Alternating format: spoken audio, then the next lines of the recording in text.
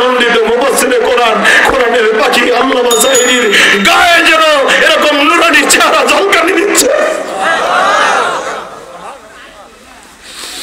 আমি স্থির থাকতে পারি না, আমি বুকের মধ্যে চলে গেলাম।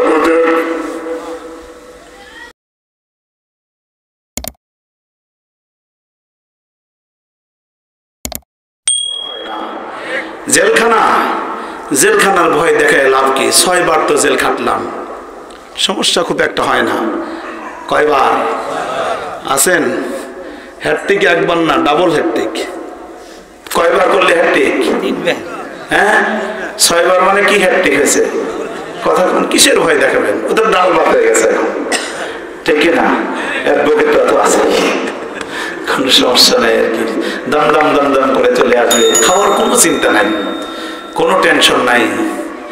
আল্লাহর অশেষ মেহেরবানিতে জেলখানাও মানুষের জন্য আল্লাহর জান্নাতের বাগান হইতে পারে। কথা বলেন ঠিক কিনা? আপনার মনে আছে না? আপনার মনে আছে না? অবশ্যই আপনার মনে থাকবার কথা সেই বক্তব্য মুজাদ্দিদ আল ফেসানি রাহিমাহুল্লাহ, তাকে জেলখানায় পাঠানোর পরে জেলখানার কারারক্ষীকে চিঠি লিখে তদানীন্তন সরকার জানতে চেয়েছিলেন যে জেলখানায় যে আমি এক নরাধমকে পাঠিয়েছি মুজাদ্দিদ আল ফেসানি, সে কি অবস্থা? শেষ হয়ে গেছে নাকি আছে? হ্যাঁ, লোকেরা কি অবস্থা? বলছে জাহাপানা, যাকে জেলখানার মধ্যে পাঠিয়ে দিয়েছো ওই জেলখানায় মুজাদ্দিদ আল ফেসানিকে পাঠানোর কারণে তার আমল, তার কথা, তার কাজ, তার দাওয়াতি চেতনা দিয়ে জেলখানায় যে সমস্ত চোর, গুন্ডা, লুচ্চা, বদমাশ ছিল, এই সমস্ত রকমের খারাপ মানুষগুলো আল্লাহর ওলিতে পরিণত হয়ে গেছে।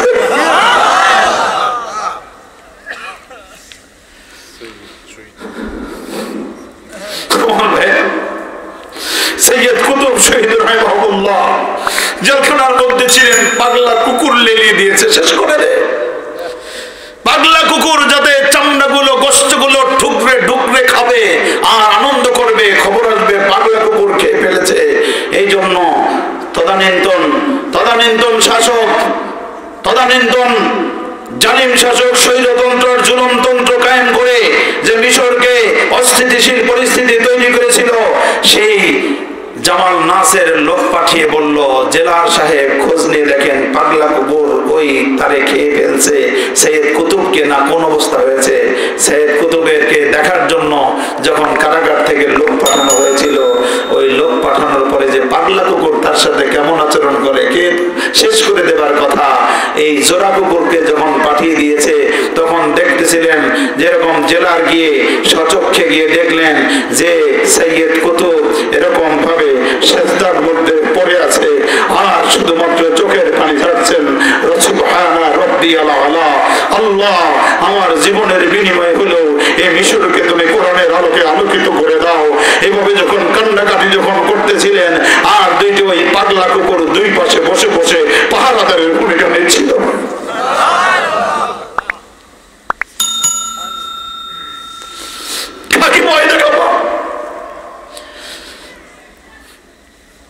এই 6 বারের কোন একবার আমারও কপাল হয়েছিল, কপালে লিখে রেখেছিলেন আল্লাহ, এই জন্য পেয়েছিলাম বিশ্বনন্দিত মুফাসসিরে কোরআনের সাথে, কোরআনের পাখির সাথে একসঙ্গে 4 মাস জেলখানায় ছিল,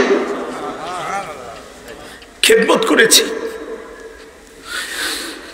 ইউটিউবে আমার প্রোগ্রাম আপনারা দেখতে পাবেন, পাবনা দারুল আমান ট্রাস্টে লক্ষ লক্ষ জনতার মাঝে আমি সেদিন বলেছিলাম, জেলখানায় যখন প্রবেশ করে তার সাথে দেখা হবার যখন সুযোগটা যখন হয়ে গেল, আমার মনে হচ্ছিল আমি জীবনের সবচেয়ে বড় পাওয়াটা পেতে যাচ্ছি। যে মানুষটার হাত ধরে লক্ষ হাজার হাজার অমুসলিমেরা মুসলমান হয়ে যায়, লক্ষ লক্ষ তাজা যুবকেরা কোরআনের পথে আসে, বিশ্ববিদ্যালয়ে পড়ুয়া ছাত্ররা তারা মদ জুয়া আড্ডা ছেড়ে দিয়ে কোরআনের পথে এসে নামাজে চলে যায়, এমন একজন ব্যক্তি যার কথা শুনে জাতিসংঘের নিকটবর্তী জায়গায় সবচাইতে আমেরিকার সবচাইতে বড় অ্যাটর্নি জেনারেল কালিমা পড়ে মুসলমান হয়ে যায়, তার সাথে আমার সাক্ষাৎ হবে। আমি তাকিয়েছিলাম কখন হবে সেই শুভক্ষণ। সেই শুভক্ষণটি যখন এসেছে, যখন নিয়ে এসে এরকম ভাবে তার সামনাসামনি যখন দেখা যখন হয়ে গেল, আমি যখন সালাম দেওয়ার সুযোগটা যখন পেলাম, বিশ্বাস করেন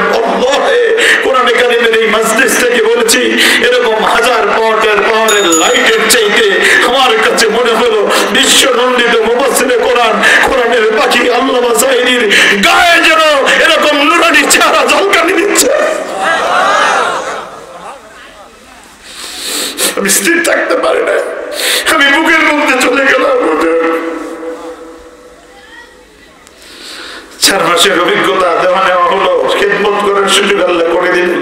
শুধু তাই নয়, সর্বশেষ যখন বেরিয়ে আসবার যখন সময় হলো,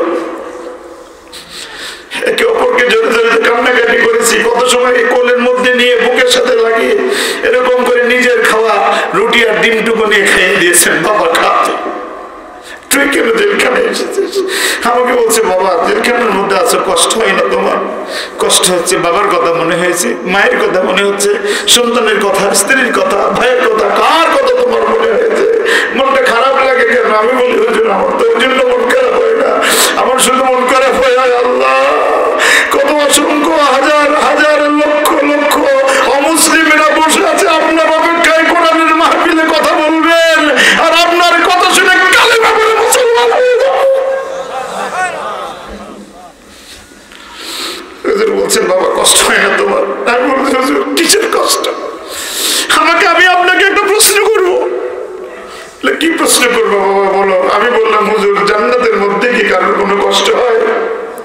জান্নাতের মধ্যে কি কারোর কোনো কষ্ট হবে? হুজুর বলে, না বেটা বলো কি, ওখানে তো শুধু সুখ আর সুখ। আমি বললাম, আজকের এই কাশিমপুরের কেন্দ্রীয় কারাগার যে আমার জন্য এটা জেলখানা হয়ে গেছে, কারণ যাকে দেখার জন্য মানুষ এরকম অপলক দৃষ্টিতে তাকিয়ে থাকে, হাজার হাজার মা বোনেরা রোজা রাখে, অসংখ্য মানুষ চোখের পানি ঝরায়, আমি তার কোলে মাথা দেওয়ার সুযোগ পেয়েছি, মানে এই কাশিমপুরের কারাগার আমার জন্য জেলখানা হয়ে গেছে। আদর করলেন, ভালোবেসে নিজের গায়ের জুব্বাটা খুলে পরিয়ে দিলেন, বাবারে যাও তোমাকে পরিয়ে দিলাম। বের হয়ে আসার সময় এত বেশি কান্নাকাটি হচ্ছিল, হুজুর এরকম হাতের আংটি স্পেন থেকে উনি গিফট পাওয়া একটা আংটি, হাতের আংটি খুলে আমার হাতে পরিয়ে দিয়ে বললেন, যাও বাবা আংটিটা দেখো, আর আমার নামটা ভুলে যেও না। আমার জন্য শুধু দুইটা দোয়া করবো। একটা দোয়া হলো, বাবা আমাকে যেন আল্লাহ একেবারের জন্য গায়েবী মদত দিয়ে আমাকে মুক্ত করে, যেন আমার আল্লাহ রাব্বুল আলামিনের কাবার গেলাপ ধরে যেন বিশ্ব নবীর রওজায় যেন যাওয়ার সুযোগ করে দেয়।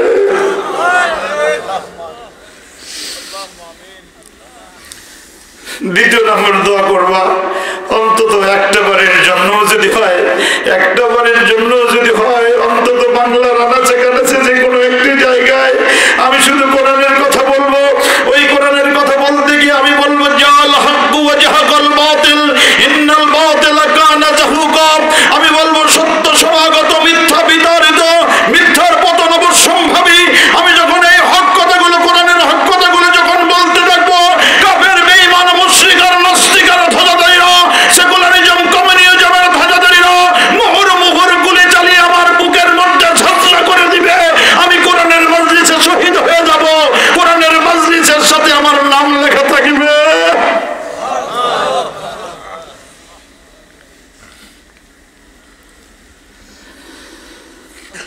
আমার ভাইরা, আমরা প্রাণ খুলে দোয়া করি, রব্বুল আলামিন কোরআনের বাক্যে তুমি আল্লাহ একটা বারের জন্য হলো আল্লাহ কোরআনের ময়দানে ফিরিয়ে দাও। আমার ভাইরা, এই ঘটনা শুধুমাত্র সাইয়েদে কুতুব নয়, মুজাদ্দিদি আল-ফিসানি নয়, বিশ্ব নন্দিত মুফাসসির কোরআন নয়, এই ঘটনা আমার বিশ্ব নবী একবার দুইবার নয়, 3 বছর পর্যন্ত কারাগারে থেকেছে, ঠিক কিনা? কোথায় থেকেছে? কারাগারে। শিয়াবে আবু তালেবের মধ্যে 3 বছরের বেশি সময় ধরে শিয়াবে আবু তালেবের মধ্যে শুধু থেকেছেন তা নয়, আপনি কারাগারে গেলে তো সরকারি ব্যবস্থাপনায় জামায়াতের করে আপনাকে খাওয়ানো হবে। বিশ্বনবী 3 বছর থেকেছেন। প্রথম বছরে কিছু বকরির গোশত খেয়েছেন, কিছু কি বলে অন্য অন্য ইয়ার গোশত খেয়েছেন, উটের গোশত খেয়েছেন। দ্বিতীয় বছরে চামড়াগুলো ভিজে ভিজে নরম করে খেয়েছেন। তৃতীয় বছরে গোশতও নাই, চামড়াও নাই। আমার ভাইরা, শুধুমাত্র কাঁটাযুক্ত গাছের বাকল এবং পাতাগুলো চিবিয়ে খেয়ে খেয়ে বিশ্বনবী আমার জীবন ধারণ করেছেন। আমার ভাইরা, সেই বিশ্বনবী দুনিয়ার মধ্যে আসলেন মক্কা নগরীতে, জাজিরাতুল আরবে আল্লাহ রাব্বুল আলামিন পাঠিয়ে দিলেন। ওই জাজিরাতুল আরবটা কেমন? দুনিয়ার সব শহর বাদ দিয়ে জাজিরাতুল আরবে কেন নবীরে পাঠালেন? আমার ভাইরা, আমার বন্ধু একটু আপনি জিওগ্রাফিটা খুঁজে দেখুন, আপনি ভূগোলটা খুঁজে দেখুন আমার ভাইয়েরা। ওই ভূগোলের মধ্যে জিওগ্রাফি নিয়ে আপনি যদি স্টাডি করেন তাহলে গোটা বিশ্ব মানচিত্রে আমার ভাইয়েরা, গোটা বিশ্ব মানচিত্রে আপনি যদি দেখেন ওই জাজিরাতুল আরবের অবস্থানটা রয়েছে কেমন, একটু খেয়াল করবেন আমার ভাইয়েরা। আমার ভাইয়েরা, একদিকে রয়েছে লোহিত সাগর, আরেকদিকে আরব সাগর, আরেকদিকে হলো ভারত মহাসাগর, শুধু একদিকে রয়েছে ইরাক এবং শাম সিরিয়ার অংশ, শুধু স্থল রয়েছে, অর্থাৎ তিন দিকে পানি, একদিকে শুধু স্থল রয়েছে আমার ভাইয়েরা। এই জন্য ওই মধ্যে ওই জাজিরাতুল আরবকে বলা হয় জিওগ্রাফিক্যাল হার্ট। খেয়াল করুন, বিশ্ব মানচিত্রে ওই জাজিরাতুল আরবকে বলা হয় জিওগ্রাফিক্যাল হার্ট বলা হয় আমার ভাইয়েরা। এখন ওই জিওগ্রাফিক্যাল হার্টে কেন পাঠালেন আমার বিশ্ব নবীকে? নবী নিজেই জবাব দিয়ে দেন, ইন্না ফিল জাসাদি মুদগা, প্রতিটি প্রাণীর মধ্যে রয়েছে একটা গোশতের টুকরা, ইজা সলুহা সলুহাল জাসাদু কুল্লু, যদি ওই গোশতের টুকরাটা ভালো হয়ে যায় তাহলে পুরো মানুষটাই ভালো হয়ে যায়। ওয়াইজা ফাসাদাত ফাসাদাল জাসাদু কুল্লু, যদি কোনো মানুষের ওই গোশতের টুকরাটা যদি নষ্ট হয়ে যায় তাহলে ওই মানুষটাও নষ্ট হয়ে যাবে। ওই গোশতের টুকরা কি? নবী আমার বলেন, আলা ওয়াহিয়াল কলব, ওই গোশতের টুকরার নাম হলো কলব। বলেন ঠিক কিনা? আমার বন্ধুগণ, এখন আসুন, এই হৃদয়ের মধ্যে এইরকম কলবের অবস্থানটা যেরকম গোটা পৃথিবীর বিশ্ব মানচিত্রে ওই জাজিরাতুল আরবের অবস্থানটা ওই রকম। আল্লাহ রব্বুল আলামিন বললেন, নবীকে আমি আপনাকে গোটা দুনিয়ার সকল নগরী বন্দর থেকে আমি বাছাই করে আপনাকে জাজিরাতুল আরবে পাঠালাম। এই কারণে ওটা হলো পৃথিবীর জিওগ্রাফিক্যাল ওই হার্ট, পৃথিবীর হার্টের মধ্যে আপনাকে পাঠালাম। ওই হার্টটাকে আপনি ভালো বানাইয়া দেন, ওটার ধাক্কায় গোটা পৃথিবী আমি আল্লাহ ভালো বানাইয়া দিব, গোটা দুনিয়া আমি ভালো বানাইয়া দিব। আমার বন্ধুগণ, আমার ভাইরা, নবীজির মিশন শুরু হলো, কি ছিল নবীজির মিশন? নবীজির মিশন ছিল লিইয়ুযহিরাহু আলাদ দীনি কুল্লিহি ওয়ালাউ কারিহাল মুশরিকুন ওয়ালাউ কারিহাল কাফিরুন ওয়া কাফা বিল্লাহি শাহীদা। জবান সরে বলেন আল্লাহু আকবার। গায়ে যত শক্তি আছে চিল্লা বলেন আল্লাহু আকবার। আমার বন্ধুগণ, আলেম ওলামারা বুঝেছেন, কোরআনে কারিমের 3 জায়গায় নবীর ভীষণ আল্লাহ জানিয়ে দিলেন, নবী হে, আপনার কাজ হলো মানুষের তৈরি করা তন্ত্র মন্ত্র দলিত মোদিত করে ডাস্টবিনে নিক্ষেপ করে আমার দিনের আলো দুনিয়ায় প্রতিষ্ঠিত করবার কাজ আমি আপনাকে মিশন করে পাঠিয়ে দিলাম। নবীজি কাজ করা শুরু করেছেন, কিন্তু কাফের বেঈমান মুশরিকেরা সইতে পারে নাই। নবীজিকে এই পৃথিবী থেকে বিদায় করবার জন্য বারবার ষড়যন্ত্র করেছে। আমি ভিতরে ঢুকে লম্বা করব না, শুধু টাল দিয়ে যাই। নবীর মিশনটাকে দুনিয়া থেকে বিদায় করবার জন্য চেষ্টা করেছেন, কিন্তু পেরেছে কি আমার ভাই? বলেন পেরেছে কি? পারে নাই। কেন পারে নাই? আমার আল্লাহ বলে দিলেন, নবী হে, তোমার যশ, তোমার মর্যাদা, তোমার খ্যাতি ওরা দুনিয়া থেকে মিটিয়ে দিতে চায়, কিন্তু আমার বক্তব্য শুনে নাও, আমার বক্তব্য শুনে নাও নবী হে। ওয়ারাফা'না লাকা যিকরাক, একটু চিৎকার মেরে পড়ি আল্লাহু আকবার। আল্লাহ বললেন, ওয়ারাফা'না লাকা যিকরাক, নবী হে, আপনার মর্যাদা ওরা ধুলায় দূষিত করতে চায়, আর আমি আল্লাহ রব্বুল ইজ্জাতুল জালাল আপনার মর্যাদাকে আমি টেনে আকাশ পরিমাণ, আকাশ আকাশ ছেড়ে আমি রব্বুল আলামিন আপনার মর্যাদা আমি আরশ পরিমাণ পৌঁছে দিব। ওরা আপনাকে টেনে কি করবে? ওরা আপনার মর্যাদা বুলন্দিত করে কি করবে? ওরা আপনাকে মারতে চায়। ফাইন্না মাআল উসরি ইউসরা, নবী হে, কষ্টের দিন যাবে। আপনি এই পৃথিবীতে আপনি শুধু দুনিয়ার বাদশা নয়, আপনি হলেন সাইয়্যিদুল কওমাইন। চিৎকার মেরে পড়েন আল্লাহু আকবার। আমার বন্ধুগণ, আমার ভাই, আমার সেই নবীর শান, আমার নবীর মর্যাদা মান, আমার নবীর সুদর্শন চেহারা বর্ণনা দিচ্ছে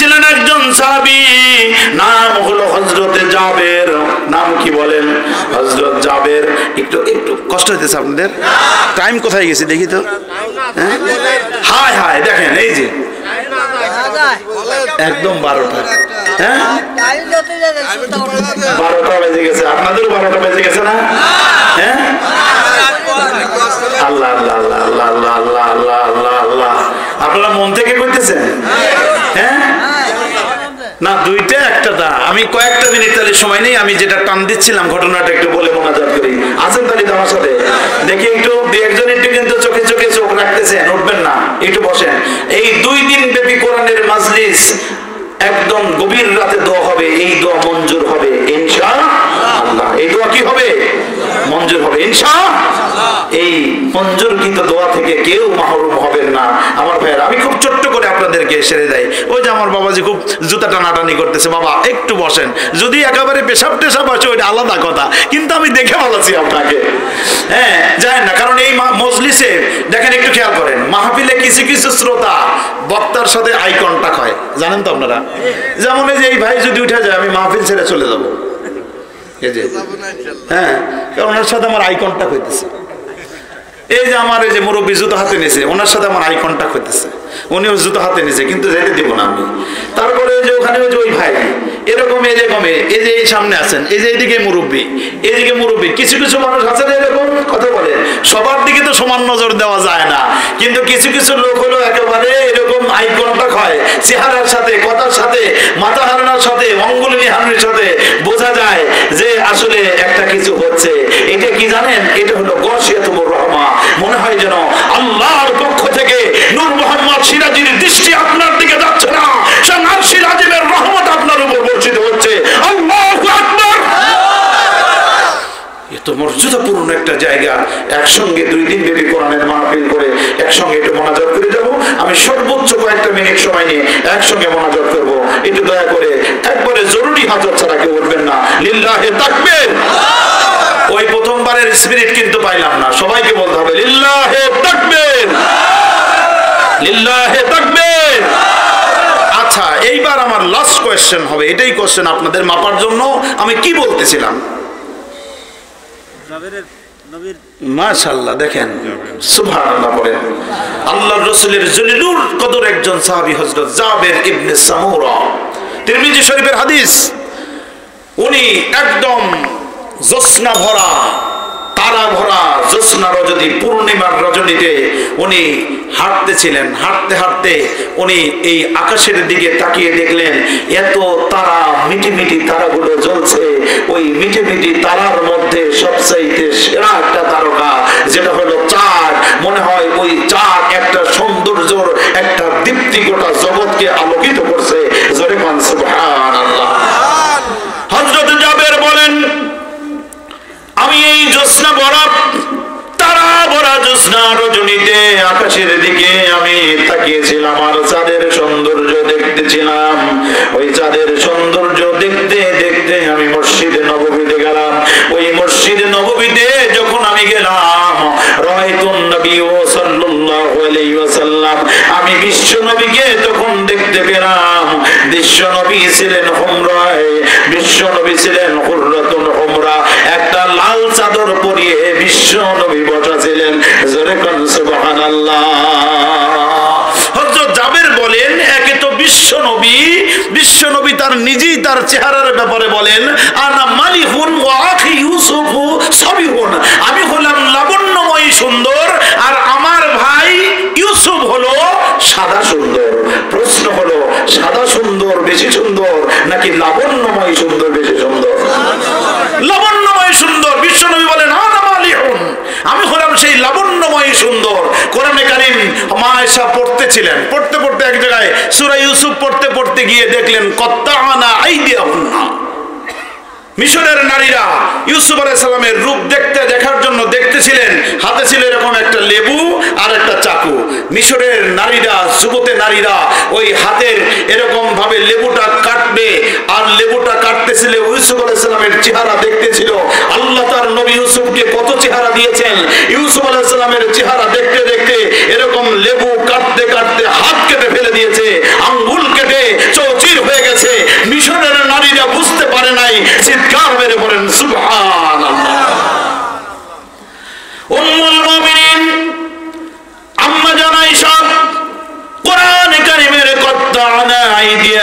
না এই আয়াতে কারিমা পড়বার পর ডাক দিলেন, ও মিশরের নারীরা, তোমরা হযরতে ইউসুফ আলাইহিস সালামের চেহারা দেখে তোমরা এরকম লেবু কাটতে কাটতে আঙ্গুল কেটে ফেলেছো, কিন্তু তোমরা তো আমার স্বামী বিশ্ব নবীর চেহারা তোমরা দেখতে পাও নাই রে।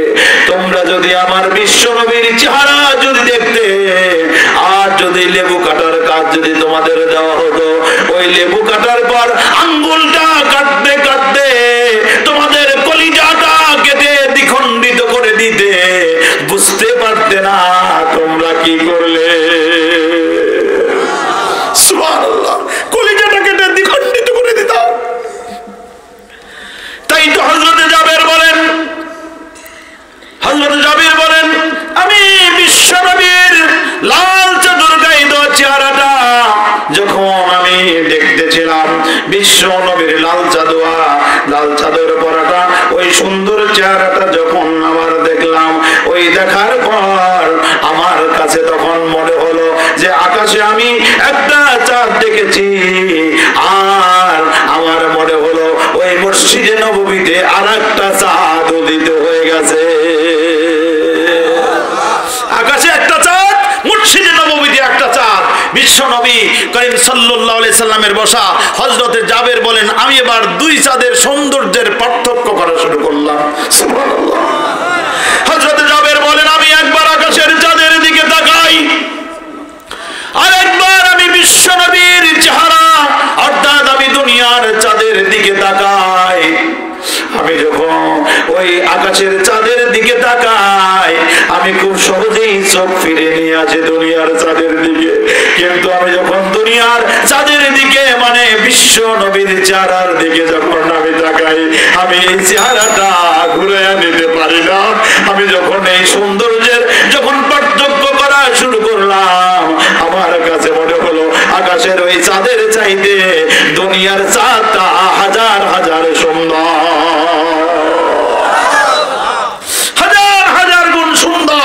আমি সেদিন দেখতে পেয়েছিলাম বিশ্ব নবী মুহাম্মদুর রাসূলুল্লাহ সাল্লাল্লাহু আলাইহি ওয়াসাল্লামের চেহারা।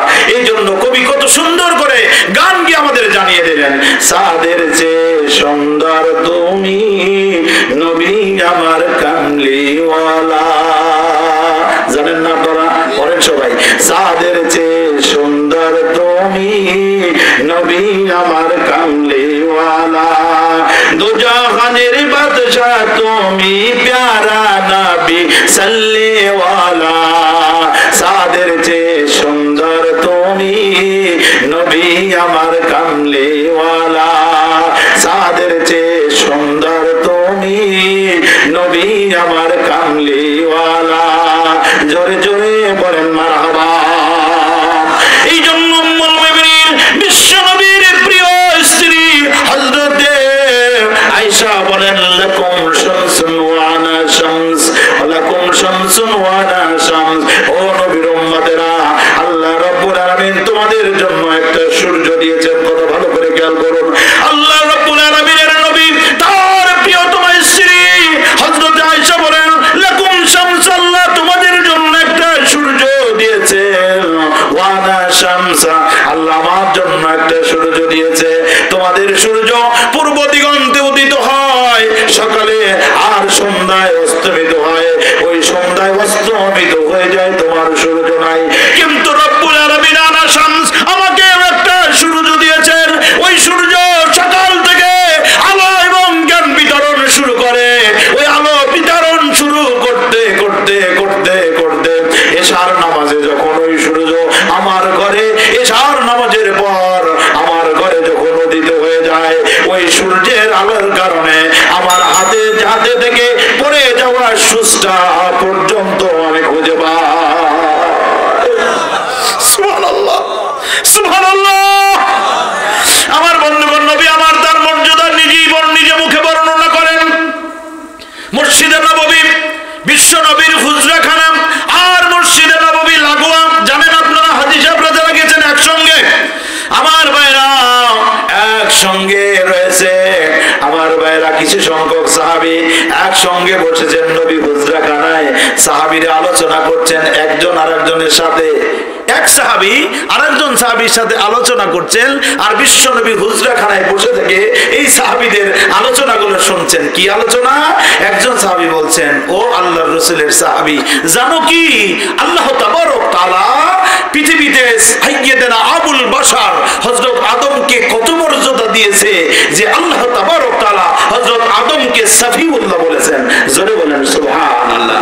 আমরা বলি না আদম সাফিউল্লাহ। আরেকজন সাহাবী বলছেন, ও আল্লাহর রাসূলের সাহাবী, তোমরা জানো কি ইব্রাহিম খলিলের মর্যাদা আল্লাহ কত বাড়িয়েছেন? আল্লাহ তাকে খলিলুল্লাহ বলে দিয়েছেন। ইব্রাহিম খলিলুল্লাহ। আরেকজন সাহাবী বলছেন, তোমরা আরেকজনের খবর জানো কি হযরত মুসাকে রব্বুল আলামিন কত মর্যাদা দিয়েছেন? তাকে বলেছেন মুসা কালিমুল্লাহ। আরেকজন বলছেন, তোমরা জানো কি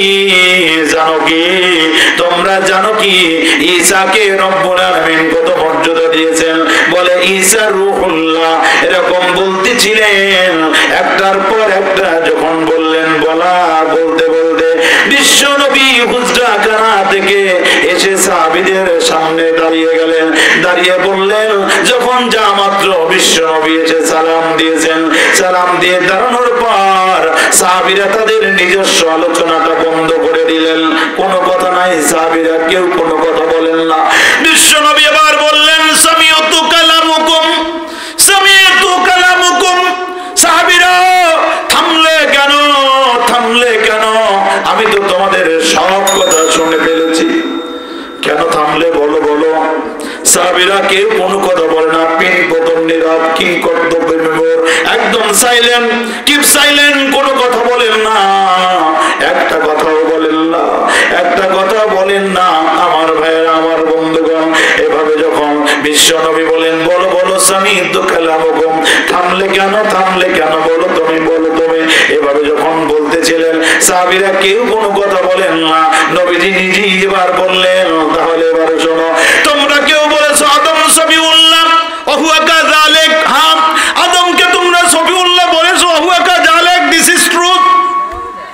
তোমরা ইব্রাহিমকে খলিলুল্লাহ বলেছো, ওহুয়া কাযালিক, there is no difference, there is no doubt.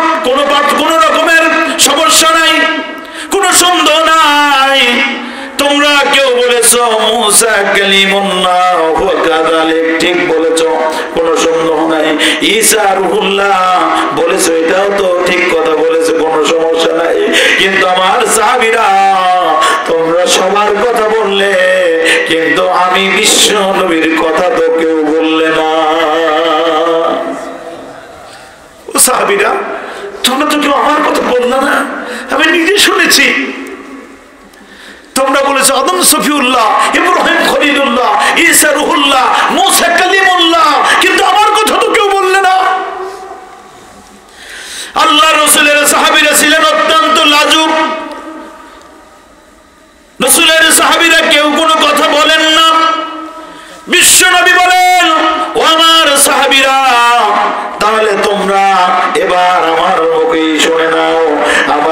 শুনে নাও যে আদম সফিউল্লাহ, ওহুয়া কাযালিক, মুসা কালিমুল্লাহ, ওহুয়া কাযালিক, ইব্রাহিম খলিলুল্লাহ, ওহুয়া কাযালিক, ঈসা রূহুল্লাহ, ওহুয়া কাযালিক। তাহলে এবার আমার পরিচয় শোনো, আলা ইন্নী হাবিবুল্লাহ। গায়ে যত শক্তি আছে, জবান ছেড়ে বলেন আল্লাহু আকবার। নবীজি আমার বললেন, আমি হলাম হাবিবুল্লাহ, কিন্তু এই হাবিবুল্লাহর কথা তো কেউ বললে না। খলিলুল্লাহ বন্ধু, হাবিবুল্লাহ বন্ধু, কিন্তু দুইটা মৌলিক পার্থক্য আছে। বিশ্ব নবী নিজে বলেন, খলিলুল্লাহ বন্ধু, হাবিবুল্লাহ বন্ধু। খলিলুল্লাহ হলেন এমন বন্ধু, খলিলুল্লাহ যিনি আল্লাহর কাছে নিজে প্রস্তাব দিয়েছেন, আল্লাহ তুমি আমার বন্ধু বানাও। আল্লাহ বললেন, যাও ইব্রাহিম, তুমি অনেক পরীক্ষা দিয়েছো, আমি তোমারে বন্ধু বানালাম। জোরে কোন সুবহানাল্লাহ।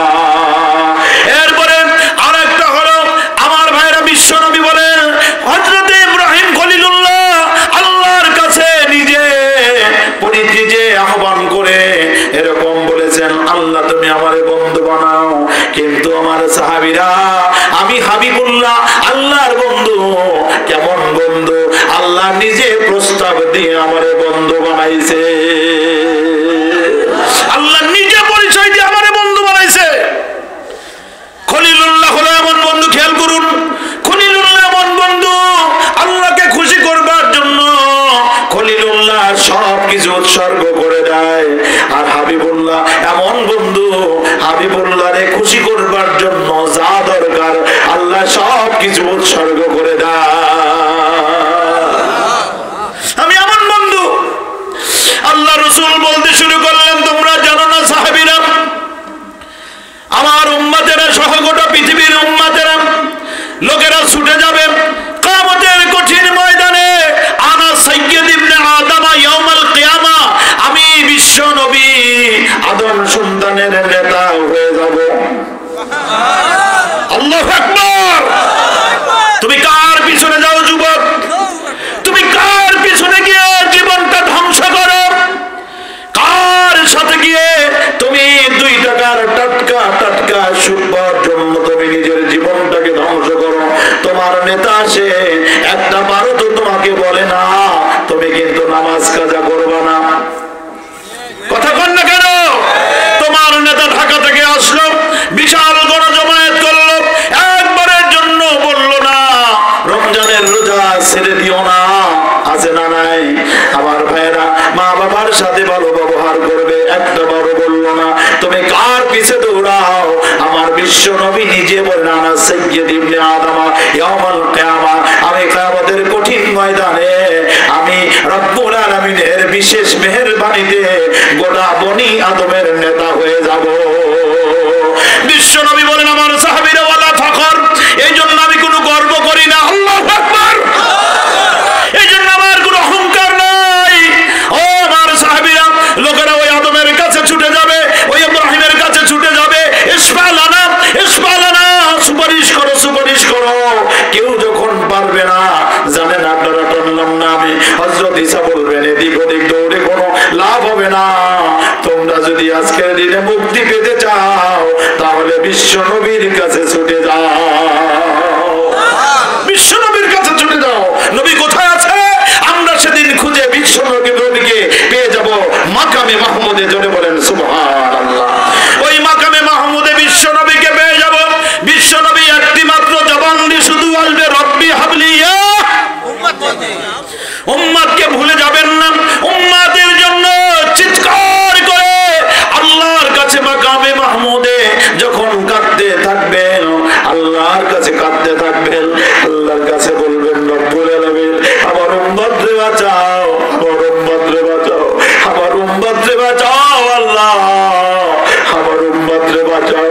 আমার ভাইরা, আমার বন্ধুগণ, এই অবস্থায় যখন কাঁদবেন আল্লাহ রব্বুল আলামিন কি করবেন? বিশ্বনবী বলেন, আমার ভাইরা বুখারীর হাদিস, বিশ্বনবী বলেন ফাইল হিমুনি, আমি যখন সিজদারত অবস্থায় থাকবো, ওই সিজদা হবে বড় লম্বা সিজদা, ওই সিজদা হবে বড় লম্বা লম্বা সিজদায় যখন উম্মতের মুক্তির জন্য যখন কাঁদবো, আল্লাহ রাব্বুল আলামিন ফাইল হিমুনি, আমাকে ইলহাম করবেন, আমাকে ওহুই করবেন, হামিদান নাহমাদু, একটা বিশেষ একটা প্রশংসা সূচক একটা দোয়া আল্লাহ আমারে শিখিয়ে দিবেন। আল্লাহ ওইটা আমারে শিখায় নাই, দুনিয়ায় শিখায় নাই। আমি ওই দিন ওই বিশেষ দোয়া বলে আল্লাহর প্রশংসা করব। আল্লাহ রব্বুল আলামিন বলবেন, ওই দোয়া শুনবার পর আল্লাহ রব্বুল আলামিন যেদিন হবে লিল্লাহি ওয়াহিদিল কাহ্হার, আমি যখন ওই দোয়া ধরে আল্লাহর কাছে উম্মতের জন্য যখন কাঁদবো, আল্লাহ রব্বুল আলামিন ওই কাহ্হার থেকে আমার জন্য আল্লাহ রহমান হয়ে যাবে।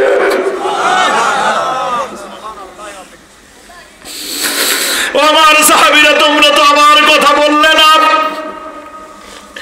আমি যখন এরকম ভাবে কাঁদতে থাকবো, আমি কাঁদতে কাঁদতে অস্থির হয়ে যাব। আমার আল্লাহ বলবেন ইয়া হাবিবি ইরফা রাসাক, ও আমার হাবিব আপনি মাথা উঠান। আমি মাথা তুলবো না।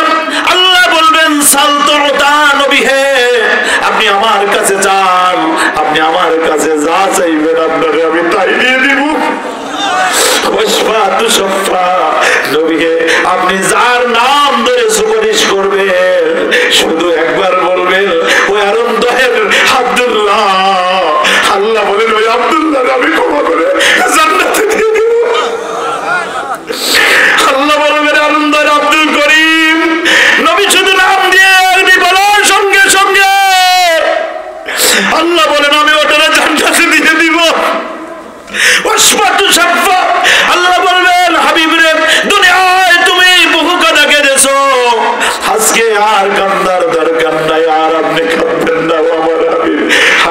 আর যাই করে আপনার সব সইতে পারি, আপনার কান্না তো আমি সইতে পারি না রে নবী।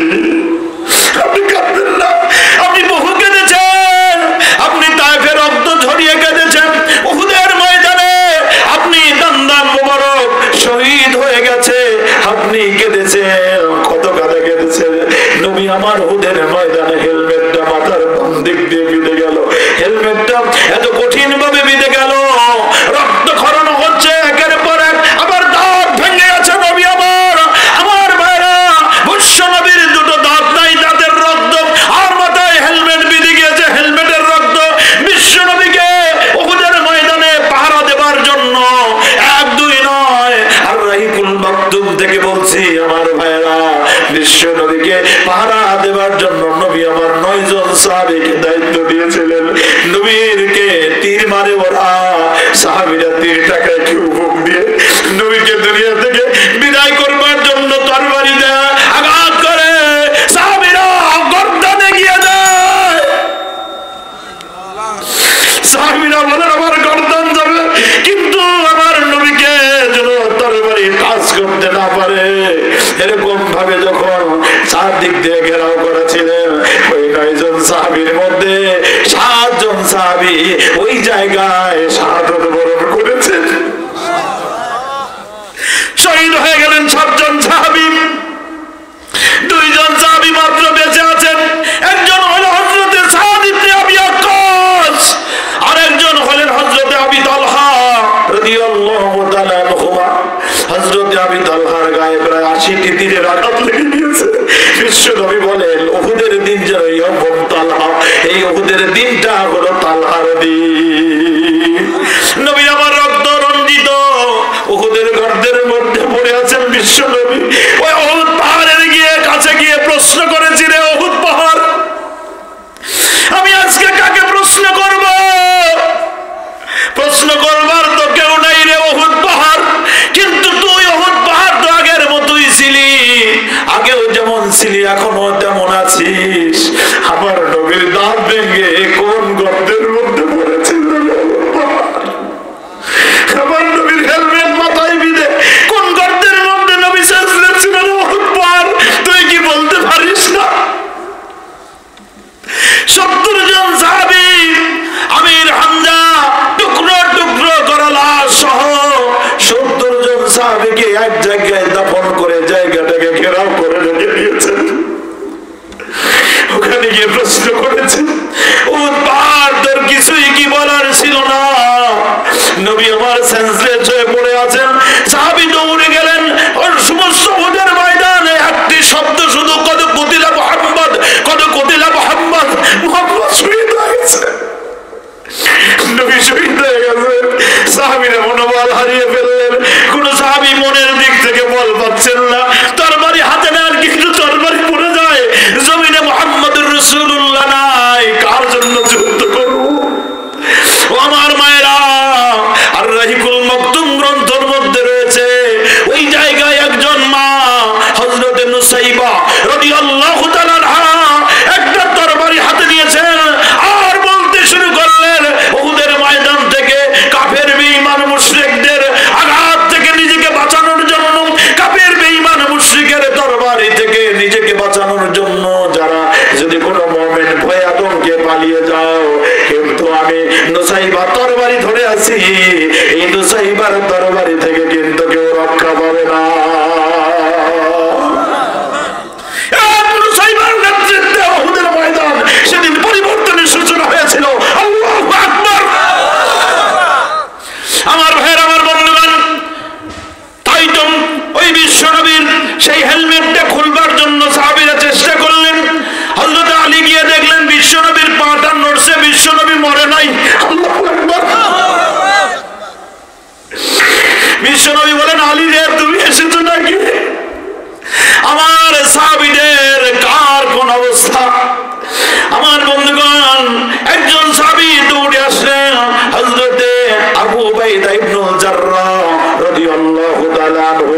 আবু উবাইদা ইবনুল জাররাহ এসে ওই হেলমেটটা বের করার চেষ্টা করলেন, এই কারণে যে পরিমাণ রক্তক্ষরণ হচ্ছে, এই রক্তগুলো যদি রক্তক্ষরণ হইতে যায় নবী রক্ত শূন্যতায় শহীদ হয়ে যাবেন। হযরত আবু উবাইদা বলেন বিশ্ব নবী যদি উহুদের ময়দানে শহীদ হয়ে যায় আমরা উম্মতের কাছে কি জবাব দিব? আদালতে আখিরাতে আমরা শহীদ উম্মতের আমরা কেমন ভাবে আমরা আদালতে আখিরাতে উঠবো? আমি টেনশন করতেছিলাম। এরকম বলে আবু উবাইদা। হযরত আবু উবাইদা বলেন আমি দাঁত দিয়ে কামড়ে ধরলাম বিশ্ব নবীর মাথার মধ্যে বেদা হেলমেটটা বের করবার জন্য আমি চেষ্টা করলাম। এরকম ভাবে চেষ্টা করি বিশ্ব নবী সেন্সলেস হয়ে যায়। আমি এমন জোরে কামড় দিলাম যে আমি আর টান দিয়ে যদি বের করতে না পারি নবীজি না জানি শহীদ হয়ে যাবে কিনা। এই জন্য আমি জোরে সোরে কামড়ে ধরে বিশ্ব নবীর হেলমেটটা আমি বের করবার জন্য আমি চেষ্টা করলাম। আমি বের করেছি ঠিকই, কিন্তু আমার সামনে থেকে জুতোটা কট করে ভেঙে গেল। নবীজির হুঁশ এসেছে। হুঁশ আসবার পরে বললেন কার এত বড় সর্বনাশ হলো রে? কিন্তু আবু উবাইদা বলেন আমি বললাম না যে আমার দাঁত ভেঙেছে, নবী কষ্ট পাবে। একজন সাহাবী দেখলেন নবীজির রক্ত গড়গড়া পড়ছে। সঙ্গে সঙ্গে একজন সাহাবী গিয়ে এরকম ভাবে ঠোঁটটা লাগিয়ে বিশ্ব নবীর হেলমেটের জায়গায় ঠোঁটটা লাগিয়ে রক্তগুলো খাওয়া শুরু করেছেন। বিশ্ব নবীর গায়ের রক্তগুলো ছেটে ছেটে খাওয়া শুরু করেছেন। রক্ত খাওয়ার পর বিশ্ব নবীর জ্ঞান ফেরবার পর এবার নবীজিকে বললেন ইয়া রাসূলুল্লাহ জানি কোন মানুষের কোন প্রাণীর রক্ত খাওয়া জায়েজ নাই, তারপরও তো রক্তগুলো তো খেয়ে ফেলেছি। কারণ আমি জানি বিশ্ব নবীর রক্ত যদি জমিনে পড়ে যায় এই জমিন কিয়ামত পর্যন্ত অনুর্বর হয়ে যাবে। এই জন্য রক্ত খেয়েছি। আর রাসূলুল্লাহ ভুল করেছে নাকি মাসলা কি? বিশ্ব নবী বললেন ও সাহাবী এই রক্ত তুমি খেয়েছো, এটা তো সাধারণ কোন রক্ত তুমি খাও নাই। তুমি তো তোমার ওই শরীরটাকে জাহান্নামের আগুন থেকে বাঁচিয়ে নিয়েছো। আমার ভাইয়ের আমার বন্ধুগণ, তাই আল্লাহ রাব্বুল আলামিন থেকে বলবেন নবী আর কাঁদবেন না, বহু কেঁদেছেন, মাথা উঠান। নবী যেবার মাথা তুলবেন বিশ্ব নবী বলছেন সাহাবীরা তোমরা আমার কথা বললে না। আল্লাহ রাব্বুল আলামিনের কাছে আমি শাফাআতুল কুবরা করব। শাফাআতুল কুবরা হাদিসের ভাষা, আমি লম্বা করব না। ওই শাফাআত করবার পর আল্লাহ বিচার কার্য শুরু করবেন। একটা পর্যায়ে রব্বুল আলামিন হাদিসের অংশে এসে লিওয়াউল হামদ নামক একটা পতাকা, প্রশংসার পতাকা আল্লাহ আমাদের ধরাইয়া দিবেন। একটু জোরে জোরে কোন সুবহানাল্লাহ। আমি বিশ্ব নবী এরকম লিওয়াউল হামদ আমি প্রশংসার পতাকা ধরে আমি আল্লাহু আকবার বলতে বলতে সালাম বলতে বলতে আমি জান্নাতের দিকে যখন যেতে থাকবো আমার এই পতাকার পিছনে তোমরা বললে আদম সফিউল্লাহ, ইব্রাহিম খলিলুল্লাহ, মুসা কালিমুল্লাহ, ঈসা রূহুল্লাহ থেকে শুরু করে সকল পয়গাম্বর আমার প্রশংসার পতাকার পিছনে এসে উপস্থিত হয়ে যাবে। আল্লাহু আকবার।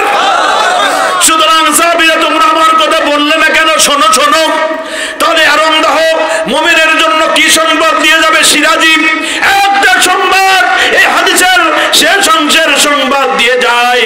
বিশ্ব নবী বলেন আমি ইয়াকরাউ মিন বাবিল জান্নাত, আমি ওই জান্নাতের দরজায় গিয়ে এরকম ভাবে টোকা মারবো না করা মারবো, নাড়ার পর আমি প্রথম টোকা আমি এরকম করা মারবো। ওই জান্নাতের দরজার পিছন থেকে আওয়াজ আসবে মানাম তাকে আপনি? আমি বলবো আনা মুহাম্মাদুর রাসূলুল্লাহ, আমি মুহাম্মাদুর রাসূলুল্লাহ। বিশ্ব নবী বলেন এটি বলার সঙ্গে সঙ্গে জান্নাতের দরজা খুলে যাবে। আল্লাহু আকবার। ওই জান্নাতের দরজা যখন খুলে যাবে ওই দায়িত্ব নিয়ে যেত ফেরেশতা আমারে বলবেন ইয়া রাসূলুল্লাহ, ইয়া হাবিবাল্লাহ, ওয়া আখির জামানার পয়গম্বর, আল্লাহ এই জান্নাতের দরজার দায়িত্ব আমারে দিয়ে আমারে বলে রেখেছেন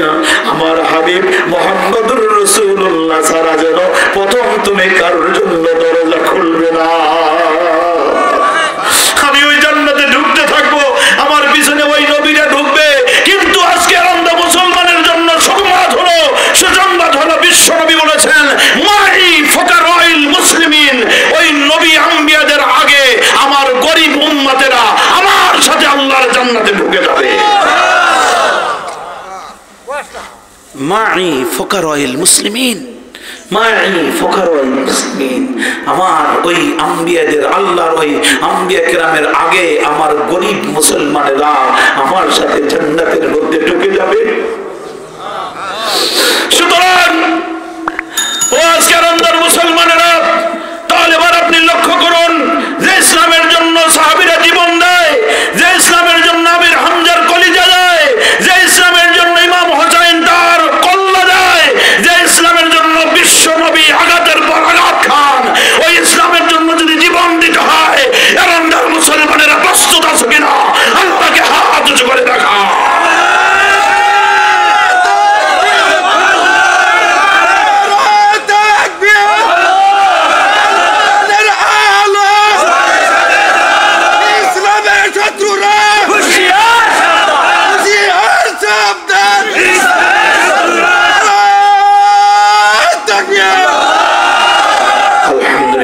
সম্মানিত হাজিরিন, আমার ভাইরা, এই জন্য আমরা বিশ্ব নবীর উম্মত, প্রকৃত উম্মত আমাদের হতে হবে ইনশাআল্লাহ। রাজি আছি? কি করণীয়? What's the duty at this moment? এই আলোচনার পরে উপসংহারটা কি দাঁড়াবে? উপসংহারটা দাঁড়াবে, ও এরন্দহর সিরাজগঞ্জের মুসলমান, টাকা নাই, মন খারাপ, নাথিং, নাথিং, প্রভাব প্রতিপত্তি নাই, মন খারাপ, নাথিং, ক্ষমতা নাই, নাথিং। কি মন খারাপ? কেন মন খারাপ? ও মুসলমানেরা, মনে রাখতে হবে, টাকা নাই, পয়সা নাই, বাড়ি নাই, গাড়ি নাই, আমার ভালো কিছু নাই, কিন্তু আমার সাথে আছে আমার 5 ওয়াক্ত নামাজ। কথা বলেন ঠিক কিনা? এই জন্য মুসলমানেরা 5 ওয়াক্ত নামাজ ছাড়া যাবে? যাবে? আপনি বলবেন, হুজুর আপনার মাসলা শুনে তো আমার গায়ে কেমন হলো, তাহলে নবীদের আগে কি আমরা ঢুকে যাব? হ্যাঁ, নবীদের আগে আপনি ঢুকে যাবেন। এ কথা কার? বিশ্ব নবীর। কার কথা? একটা উদাহরণ দিলেও তো কমপ্লিট হয়ে যায়। প্রধানমন্ত্রী জননেত্রী শেখ হাসিনা এই আসবেন ফুলজোর ডিগ্রি কলেজে, ওই কলেজে একটা মাঠ আছে না নাই, ওই মাঠের ভিতরে উনি ঢুকবেন, ওনার গাড়ির বহরের পিছনে মন্ত্রীদের গাড়ি থাকে নাকি থাকে না? হ্যাঁ, থাকে নাকি থাকে না? কিন্তু ওই মন্ত্রীদের আগের গাড়ির আগেও প্রধানমন্ত্রীর বিশেষ স্পেশাল ফোর্স হিসেবে কিছু সংখ্যক মানুষ থাকে নাকি থাকে না? ওই মাঠের মধ্যে ওই মন্ত্রীদের গাড়ি আগে ঢুকবে নাকি স্পেশাল ফোর্স আগে ঢুকবে? বোঝা যায় না মনে হয়? বোঝা যায়? বোঝা যায়? হ্যাঁ, ওই স্পেশাল ফোর্স হলো ওই নামাজ পড়া মুসলমান। সুবহানাল্লাহ জবান দিয়ে বের হয় না, আল্লাহু আকবার জবান দিয়ে বের হয় না। স্পেশাল ফোর্স হলো রোজাওয়ালা মুসলমান, স্পেশাল ফোর্স হলো কোরআনওয়ালা মুসলমান। যে ওই মুসলমান হলো স্পেশাল ফোর্স, যার মুখের স্লোগান হলো কোরআন নিয়ে বাঁচবো, কোরআন নিয়ে মরবো, কোরআনের জন্য জীবন দিতে হলেও জীবন দিব, পিছপা হব না, এমন মুসলমান হলো বিশ্ব নবীর স্পেশাল ফোর্স। কথা বলেন ঠিক কিনা? তাই তো আল্লাহ বললেন, লাকাদ কানা লাকুম ফি রাসূলিল্লাহি উসওয়াতুন হাসানাহ, ওয়ানাসা is the best policy. So live up to the ideal of the holy prophet in this আর্থ।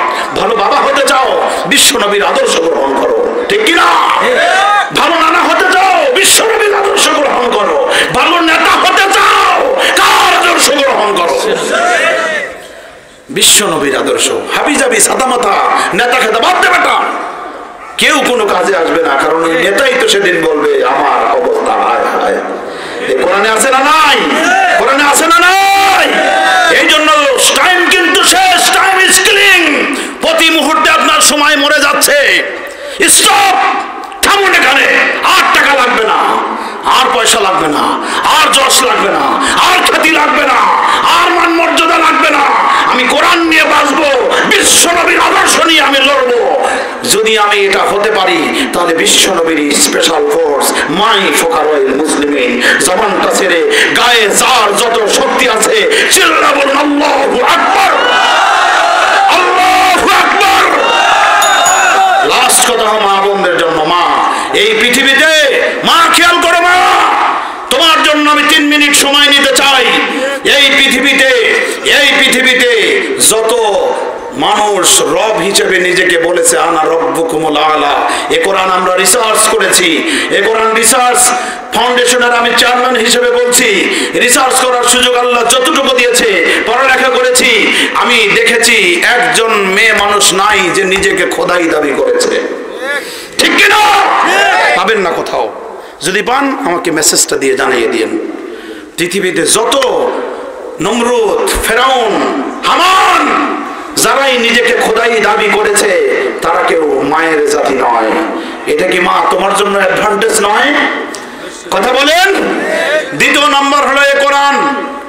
এ কোরআনে ব্যক্তি হযরত ইউসুফ আলাইহিস সালামের ব্যাপারে সূরা আছে, ইব্রাহিম, সূরা ইব্রাহিম আছে, অন্য অন্য নামে সূরা আছে, কিন্তু আর রিজাল পুরুষ জাতির জন্য স্পেশাল কোন সূরা নাই। ঠিক কি না? কিন্তু আমার মায়ের জাতির জন্য আছে একটি সূরা, সূরা নিসা। ও মা, তোমার পায়ে হাত দিয়ে বলবো, শুধুমাত্র ইনফরমেশন দিয়ে যাচ্ছে, আজকে কথা বলার সময় নেই মায়েদের জন্য, অনেক টাইম নিয়ে ফেলেছি, শুধু হেডলাইনে বলে যাই মা, 114টি সূরার মধ্যে সূরা নিসা আমার মায়েদের জন্য একটি সূরা আল্লাহ ডেডিকেটেড করে দিয়ে আমার মায়ের মর্যাদা বাড়িয়ে দিয়েছেন। কথা বলতে হবে, ঠিক কিনা? নাম্বার 2, নাম্বার 3 হলো ইসলাম গ্রহণ করার প্রশ্ন আসলো। বিশ্ব নবী হেরা পর্বতের গুহা থেকে আসলেন, উতারকার গারে হেরা সে সুয়ে কম আয়া। আল্লাহু আকবার। হেরা পর্বত থেকে এসে দাওয়াতি কাজ করবেন। প্রথম দাওয়াতটা দিলেন কার কাছে? সুবহানাল্লাহ জবান দিয়ে ফোটে না নাকি রাত গভীর হয়েছে মন খারাপ? আমার মায়ের কাছে প্রথম দাওয়াতটা দিলেন। মা শোনার সঙ্গে সঙ্গে বললেন, ইয়া রাসূলুল্লাহ, এই অপেক্ষায় আমি ফোর ঘুরতেছিলাম। একটা প্রশ্ন করলেন মা। সর্বপ্রথম ইসলামের রশি ধরে ইসলামকে ধন্য করেছে যে জাতি, সে জাতি হলো আমার মায়ের জাতি। আমার বন্ধুগণ, তৃতীয় নাম্বার বললাম। চতুর্থ নাম্বার, এই ইসলামকে বিজয় করবার জন্য আমার ভাইরা, আমার বন্ধুগণ, ইসলামকে বিজয় করবার জন্য রক্তের প্রয়োজন হলো। ইসলাম জিন্দা হতা হয় হর কারবালা কি বাত। ঠিক কিনা বলেন? ইসলাম তো প্রতিষ্ঠিত হয় না ততক্ষণ পর্যন্ত শহীদের রক্ত জমিনে পড়ে না, যতক্ষণ পর্যন্ত ইসলাম জিন্দা হতা হয় হর কারবালা কি বাত। বিশ্ব নবীর হাত ধরে আল্লাহ জমিনে ইসলাম প্রতিষ্ঠিত করবেন। বিশ্ব নবীর হাত ধরে ইসলাম প্রতিষ্ঠিত করবেন। সর্বপ্রথম জমিন উর্বর করবার জন্য রক্তের দরকার হলো, জমিন ভিজানোর দরকার হলো। আমার ভাইয়ের, আমার বন্ধুগণ, একটু মাথা কাটা, সর্বপ্রথম রক্তটা দিয়েছে কে?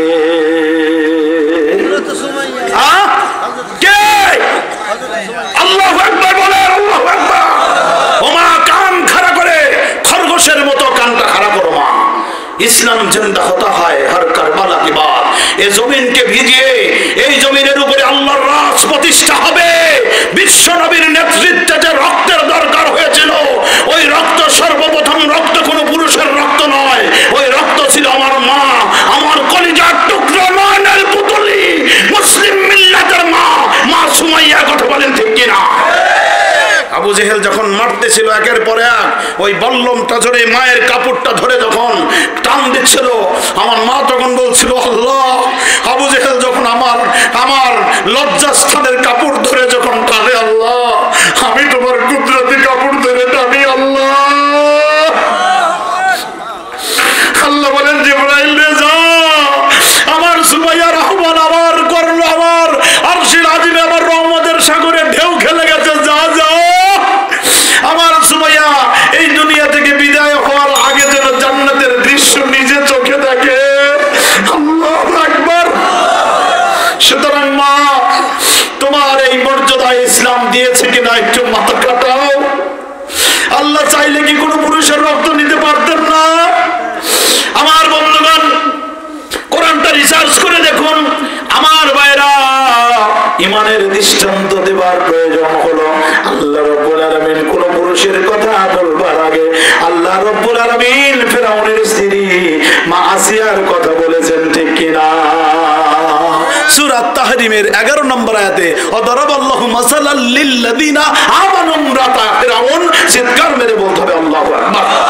এই জায়গাও আল্লাহ কোনো পুরুষের কথা না বলে আল্লাহ বলছেন মুমিনের কথা, মুমিনা নারীর কথা, মা আসিয়ার কথা। এরপরে হলো এই দুনিয়ায় নবী এবং রাসূল ছাড়া, খেয়াল করে কথাটা শুনুন, নবী এবং রাসূল ছাড়া স্পেশাল সালাম আল্লাহ দুনিয়ার মধ্যে একজন মানুষকে দিয়েছেন। তিনি কিন্তু কোনো পুরুষ নয়, তিনি বলেন আমার মা, আমার মা, আপনার মা উম্মুল মুমিনিন খাদিজাতুল কুবরা। আল্লাহু আকবার, আল্লাহু আকবার। এর পূর্বে হযরতে জিবরাইল আমিন যখন বিশ্ব নবীর সাথে ওহী যখন দেওয়া নেওয়া করতেছিলেন, হযরত জিবরাইল বললেন ইয়া রাসূলুল্লাহ আমাকে আর থাকা যাবে না। আর বিশ্ব নবী বললেন কেন থাকা যাবে না? ওহী নাযিল হচ্ছে, ভালোই তো লাগছে, আরো বলেন, আরো কোনো কথা আল্লাহর পক্ষ থেকে কি নাই? বলে না, আজকে আর কোনো কথা বলবো না, এই কারণে যে মুসলিম মিল্লাতের মা খাদিজা আপনার কাছে আসতেছে। কিন্তু যাওয়ার সময় বলে দিয়ে যায় যে আরশের আজিমের মালিক, আকাশ এবং জমিনের একচ্ছত্র অধিপতি আল্লাহ রাব্বুল আলামিন খাদিজাকে সালাম দিয়েছেন। আল্লাহু আকবার। ওমা কান খাড়া করো খরগোশের মতো, আর হৃদয়টা একটু খুলে দাও মা, চিন্তা করা শুরু করো, দেখো আল্লাহ তোমাকে কত মর্যাদা দিয়েছেন। আমার মা খাদিজা ছিলেন একজন বুদ্ধিমতী মহিষী নারী।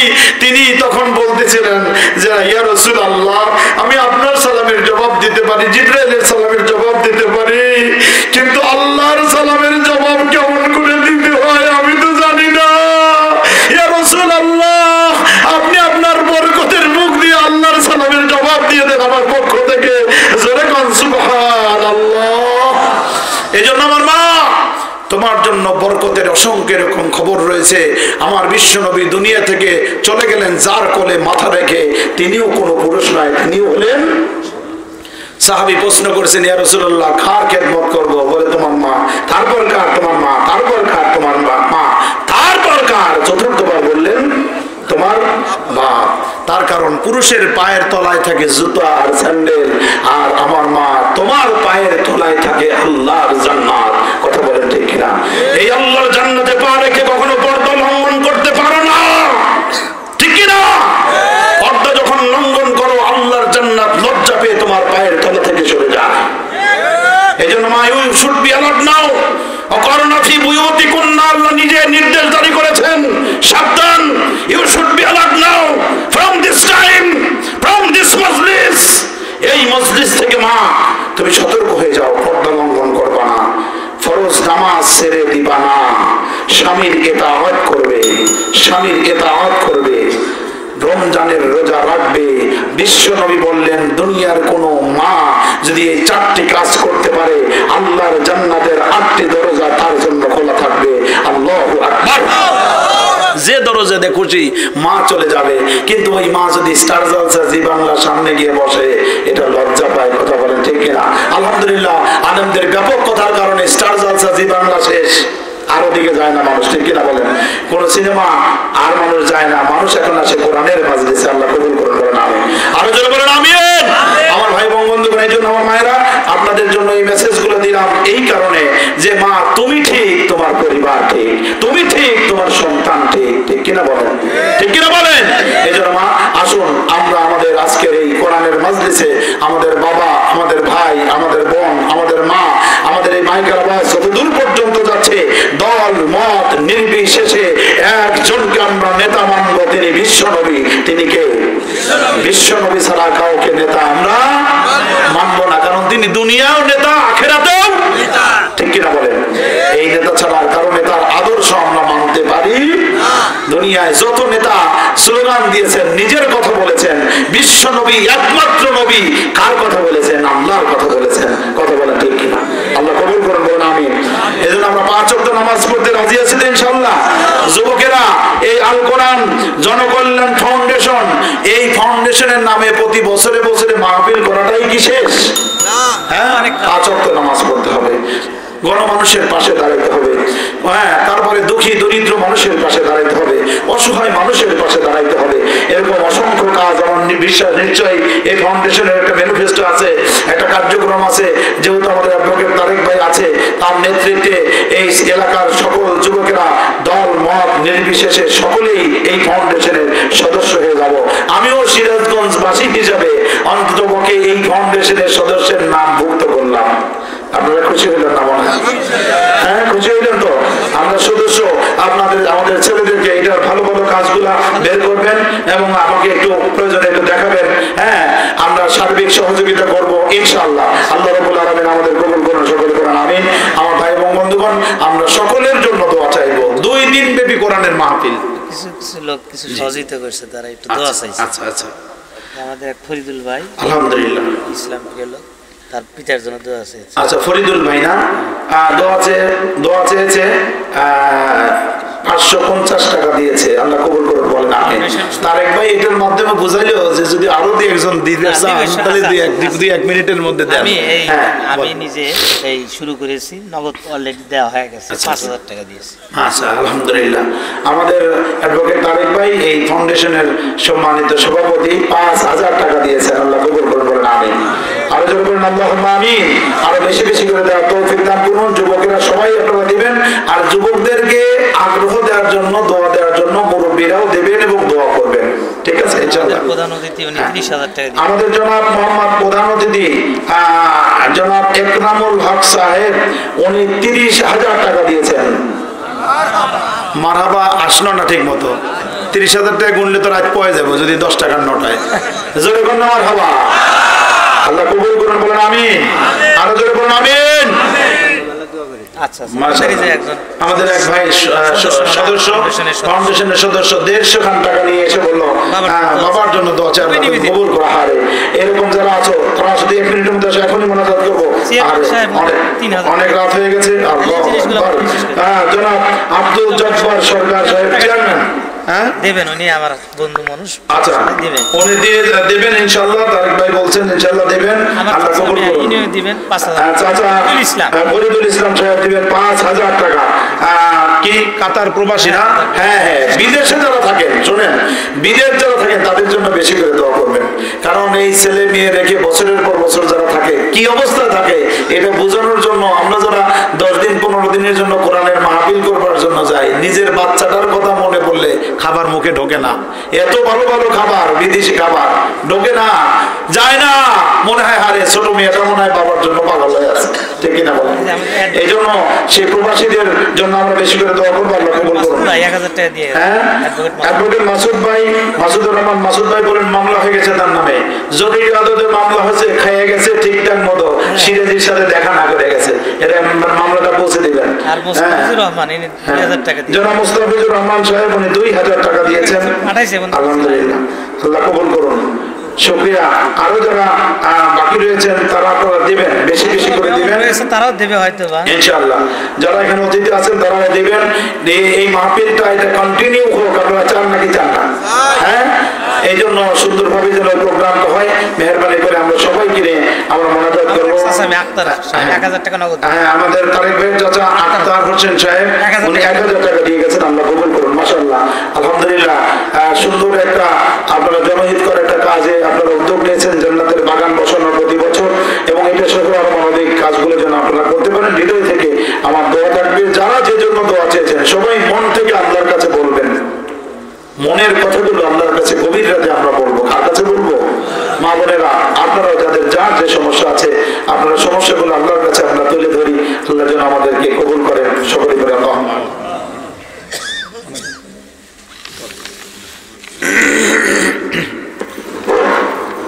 সম্মানিত আজকের মাহফিলের প্রধান আকর্ষণ, উনি আমাদের মাঝে অত্যন্ত জ্ঞান গর্ব আলোচনা করেছেন। এই জন্য আনন্দবাসীর পক্ষ থেকে, আমাদের এই আল কোরআন জনকল্যাণ ফাউন্ডেশনের পক্ষ থেকে, আনন্দ যুব সমাজের পক্ষ থেকে, আমাদের মা বোনেরা রয়েছেন মহিলা বিভাগের পক্ষ থেকে, তরুণ ছাত্রদের পক্ষ থেকে আমার প্রধান বক্তাকে অসংখ্য ধন্যবাদ জানাচ্ছি। আল্লাহ সুবহানাহু ওয়া তাআলা যেন তাকে দীর্ঘদিন কোরআন হাদিসের আরো যেন মানুষের কাছে এই দাওয়াতগুলো পৌঁছে দিতে পারে, সেই দোয়া করছি। সর্বশেষে আপনাদের ভাইরা রয়েছে এই ফাউন্ডেশনে আপনারা নির্ভয়ে নিঃসংকোচে দান করবেন। আমরা মানবতার সেবায় অবশ্যই কাজ করব এবং আপনাদের ভিতরে যারা দ্বিধা দ্বন্দ্ব রয়েছে এগুলা কিন্তু শয়তানের ওয়াসওয়াসা। শয়তান আপনাদেরকে এই ওয়াসওয়াসা দেয়, আমি শুনি সবই কিন্তু কিছুই বলে না, বুঝাই না বুঝার ভাগ করেছে। কিন্তু আপনাদের এই শয়তানের ওয়াসওয়াসা আপনার কারো ক্ষতি হবে না, আপনাদেরই ক্ষতি হবে। এই জন্য আমি বলবো যে আপনারা আজকের এই মাহফিলে আমরা যে ব্যবস্থা করেছি এত আপনার খুশি না বেলা? এই মাহফিল আগামীতে হোক এটা চান কিনা? এই জন্য আপনারা যদি চান আরো জনসভামূলক কাজ যদি করতে চান তাহলে আমাদের এই ফাউন্ডেশনকে আপনাদের সহযোগিতা করতে হবে। এত আপনারা রাজি আছেন কিনা? এই কথা বলি আমি আপনাদের সকলকে ধন্যবাদ জানিয়ে সকলের সহযোগিতা কামনা করে আমাদের মা বোনদেরকে সহযোগিতা করেছেন তাদেরকে ধন্যবাদ জানিয়ে এবং আজকে যারা আমাদের এই অত্র অঞ্চলে যারা দুনিয়া থেকে বিদায় নিয়েছেন, আমাদের প্রত্যেকেরই ব্যক্তিগত সমস্যা রয়েছে, পারিবারিক সমস্যা রয়েছে, সামাজিক সমস্যা রয়েছে, রাষ্ট্রীয় সমস্যা রয়েছে, অনেকেই দুনিয়া থেকে অন্ধকার কবরে রয়েছে। সকলের জন্য হুজুরের কাছে দোয়া আছে। আজকের মতন আমার এই সভাপতির বক্তব্য শেষ করছি। আসসালামু আলাইকুম ওয়া রাহমাতুল্লাহি ওয়া বারাকাতুহু। بسم الله الرحمن الرحيم اللهم صل على محمد وعلى آل محمد كما صليت على إبراهيم وعلى آل إبراهيم إنك حميد مجيد اللهم بارك على